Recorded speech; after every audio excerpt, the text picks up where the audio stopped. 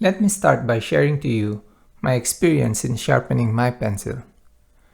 During my early days of sketching, I just use an ordinary sharpener like this. Well, it works, but with just few strokes, the pencil becomes blunt.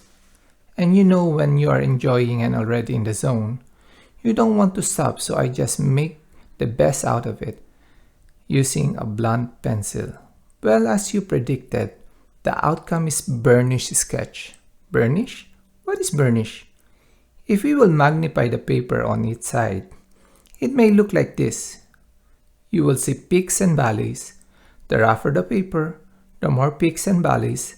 And when you write on the paper, parts and pieces of pencil lead, or what we call the graphite, are deposited. Most of the time, it is deposited on the peaks of the paper because this is the easiest reach by the pencil lead. And the valleys are a little bit hard to reach, especially if you are using a blunt pencil.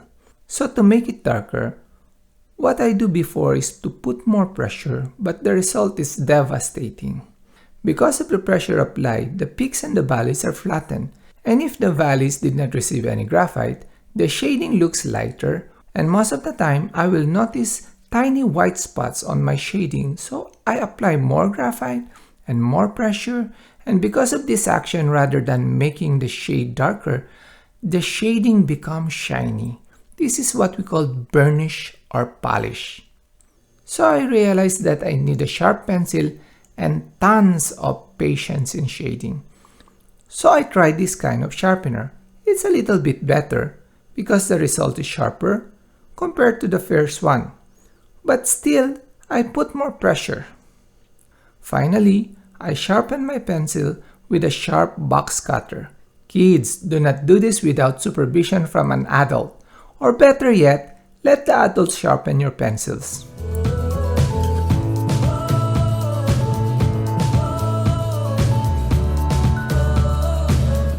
Then to make it pointy, use a fine sandpaper.